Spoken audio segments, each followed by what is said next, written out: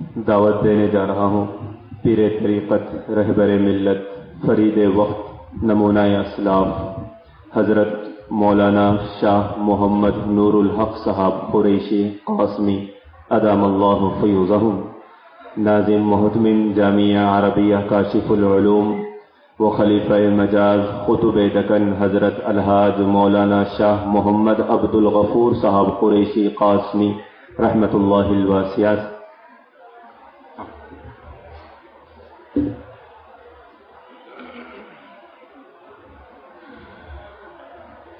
الحمد للہ رب العالمین والصلاة والسلام علی سید المرسلین،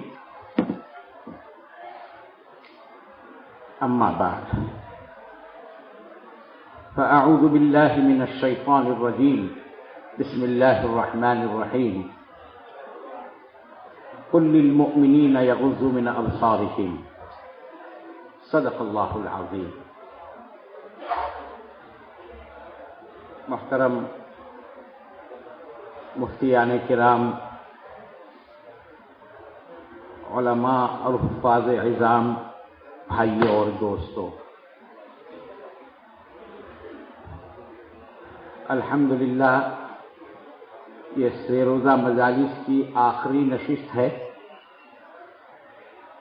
اور 3 دن آپ نے اپنے اکابرین سے، اپنے علماء کرام سے پوری جستجو کے ساتھ حاضری دے کر استفادہ کیا۔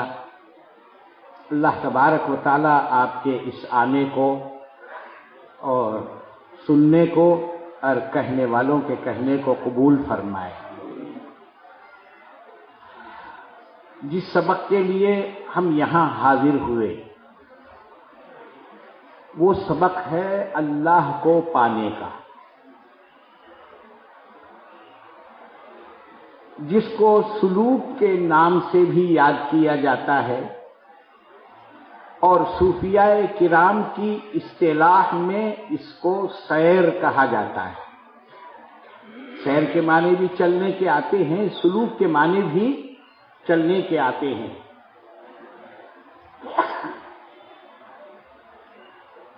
عام فہم زبان میں سلوک کہا جاتا ہے اور صوفیاء کرام کے زبان میں اس کو سیر کہا جاتا ہے۔ اب ہماری جو محنت ہے ابتدائی محنت ہے، یقیناً بہت سارے ساتھی ایک دم ابتدائی نہیں، درمیانی اور اوسط درجے میں بھی الحمدللہ محنت کرتے ہوئے پہنچے ہیں۔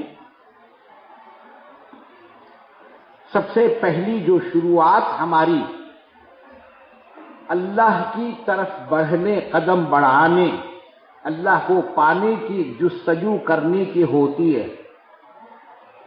صوفیاء کرام کے زبان میں اس کو سیر الی اللہ کہا جاتا ہے۔ اب ابتدائی جتنی محنتیں ہوتی ہیں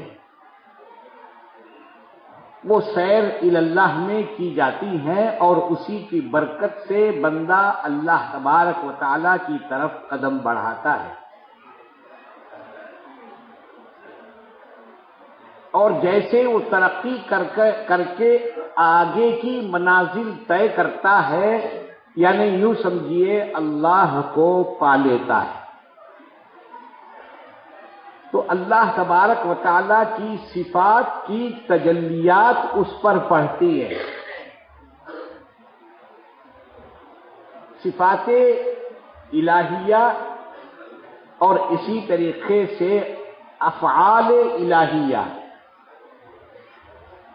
یہ اس پر تجلیات پڑھتی ہیں۔ اللہ کی صفات پڑھتی ہیں تو اللہ تبارک و تعالیٰ کی صفات کا اثر سالک پر پڑھتا ہے، اس کے اندر نرمی، مہربانی اور اللہ تبارک و تعالیٰ کی جتنی صفات ہیں ان صفات کا عکس پڑھتا ہے، اور وہ شخصیت وہ بن جاتی ہے کہ جس کو دیکھ کر اللہ یاد آتا ہے۔ یعنی کہا جاتا ہے نا اللہ والا وہ ہے جس کو دیکھ کر اللہ یاد آئے. تو یہ اللہ تبارک و تعالیٰ کی صفات الہیہ کی جب بندے پر تجلیات پڑتی ہیں تو اس کے چہرے میں ذکر کا نور، اللہ کا نور، اس کی زندگی میں برکتیں، اس کی زندگی لوگوں کے لیے برکت کا ذریعہ، عافیت کا ذریعہ بنتی ہے. اس کو صفات الہیہ کہا جاتا ہے. اور صفات الہیہ میں افعال الہیہ، بندہ سیر کرتے ہوئے جب اپنی اس سیر سے آگے، ابتدائی سیر سے آگے بڑھتا، اللہ تبارک و تعالیٰ تک پہنچتا ہے، ترقی کرتا ہے، تو افعال الہیہ کا پرتو، افعال الہیہ کا عکس اور افعال الہیہ کی تجلیات اس پر پڑتی ہیں.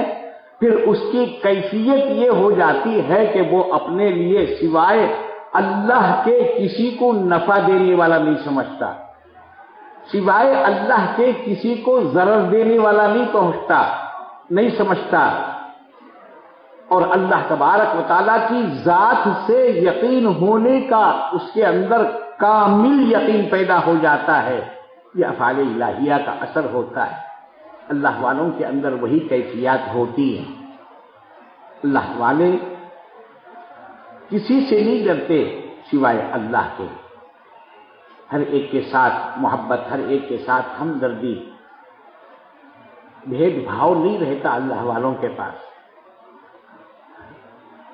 مذاہب کوئی معنی نہیں رکھتے. حیدرآباد میں BHEL ایک مقام ہے، فیکٹری ہے، بہت بڑا کالونی ہے. اس میں ایک صاحب کام کرتے تھے، رمیش ان کا نام تھا. حضرت کے ایک خلیفہ محمد حبیب صاحب گولکنڈہ قلعے میں رہا کرتے ہیں، وہ بھی اسی کمپنی میں کام کرتے تھے. اور حضرت نے جو اجازت دیا تھا، یقینی بات ہے کچھ تو دیکھا تھا ان کے اندر، کچھ تو ان کو حاصل ہوا تھا. وہ رمیش نامی شخص وہ حبیب صاحب سے بے انتہا متاثر، بہت ادب، بہت احترام کرتا تھا. ایک دن اس نے کہا کہ میں تمہارے اخلاق سے، تمہارے عادات سے، تمہارے برتاؤ سے، تمہارے انداز سے، تمہارے چہرے کے نور سے بہت متاثر ہوں. ایک مرتبہ تم